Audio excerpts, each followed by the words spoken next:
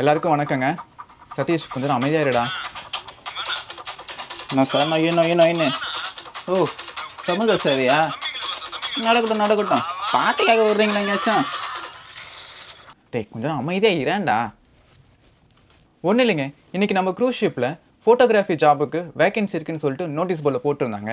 இந்த photography job மட்டும் இல்லைங்க, இது போல் ஒவ்வொரு டைம்லையும் ஒவ்வொரு வேகன்சிஸ் எப்பயுமே வந்து அவைலபிளாகவே இருக்கும். ஸோ இதை நீங்கள் எப்படி அப்ளை பண்ணலான்னு பார்த்தீங்கன்னா, நீங்கள் கூகுளில் போயிட்டு நார்வேஜியன் கரியர்ஸ்ன்னு சொல்லிட்டு நீங்கள் கொடுத்தீங்கன்னாவே ஃபஸ்ட் எடுத்தோடனே உங்களுக்கு லிங்க் காமிக்கும். நீங்கள் அந்த லிங்கை கிளிக் பண்ணி உள்ளே போனீங்கன்னா ஷிப்போட employment onboard our fleet of international ஷிப்ஸ்னு இருக்கு இல்லைங்களா, இது வந்து க்ரூஸ் ஷிப்பில் இருக்க வேகன்சிஸ்.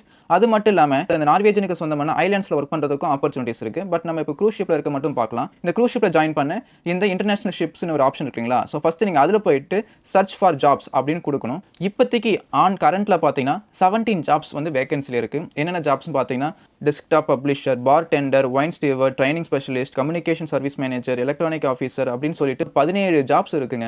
இதில் நீங்கள் வந்து இப்போ பார் டெண்டருக்கு அப்ளை பண்ணுறீங்கன்னா டைரெக்டாக கொடுத்தீங்கன்னாவே உங்களுக்கு வந்து அதில் இருக்க என்னென்ன குவாலிஃபிகேஷன்ஸ் உங்களுக்கு வேணும், என்ன எஜுகேஷன் முடிச்சிருக்கணும், அப்புறம் எல்லாமே வந்து கொடுத்துருப்பாங்க. இதெல்லாம் படித்து பார்த்துட்டு உங்களுக்கு ஓகேனா நீங்கள் வந்து அப்ளை கொடுத்தீங்கன்னாவே, so apply manually with resume எது வேணால் நீங்கள் சூஸ் பண்ணலாம். கொடுத்து நீங்கள் உள்ளே போய்ட்டு ஒவ்வொரு காலமாக ஃபில் பண்ணி நீங்கள் வந்து சப்மிட் பண்ணலாம். அதுக்கப்புறம் இன்டர்வியூ கால் வரும். நீங்கள் இன்டர்வியூவில் செலக்ட் ஆனீங்கன்னா ஷிப்பில் வந்து ஜாயின் பண்ணலாங்க.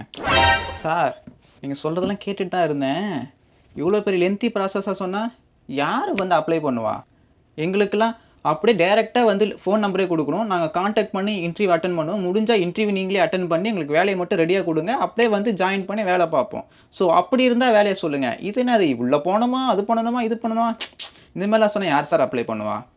ஓ அப்படிங்களா சார், அப்போ சார் எப்படி ஜாயின் பண்ணீங்க? உண்மைன்னு சொல்ல போனால் நாங்கள் ஒரு 3 பேர் ஃப்ரெண்ட்ஸு ஒன்றா காலேஜில் படித்தோம், ஒன்றா ஒர்க் பண்ணோம். அப்படி ஒர்க் பண்ணிட்டு இருக்கும்போது அதில் ஒரு புண்ணியவா நான் வெளிநாட்டுக்கு போகிறான்னா, சரி போயிட்டு வாப்பா அப்படின்னு சொன்னோம். ஆனால் அவன் நான் சொன்னான், நான் மட்டும் போல நீங்களும் கிளம்புங்கண்ணா. நாங்கள் நீ போகிற வேலைக்கெலாம் வர முடியாதுன்னோம். அப்போ அவன் சொன்னான் வேறு காண்டாக்ட் தந்தான். அந்த காண்டாக்டை நாங்கள் காண்டாக்ட் பண்ணோம். சரி காண்டாக்ட் பண்ணி இன்டர்வியூ அட்டன் பண்ணோம். அதுக்கப்புறம் ஒரு 6-7 மாதத்தில் டாக்குமெண்ட்ஸ் கிளியர் பண்ணி கப்பலில் ஜாயின் பண்ணோம்.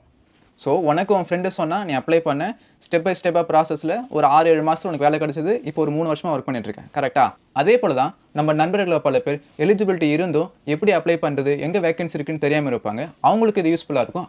அவங்க அப்ளை பண்ணி ஜாயின் பண்ணுவாங்க இல்லையா? ஐயோ பாப்பா எத்தனை பேர் ஜாயின் பண்ணுறாங்கன்னு பார்க்கலாமே. நக்கலா பண்ணுற இரு, உங்கள் சூப்பர்வைசரே சொல்லி வேலை ஒழுங்காக பார்க்க மாட்டேன்னு சொல்லிட்டு உன் சம்பளத்தை கட் பண்ண சொல்கிறேன்.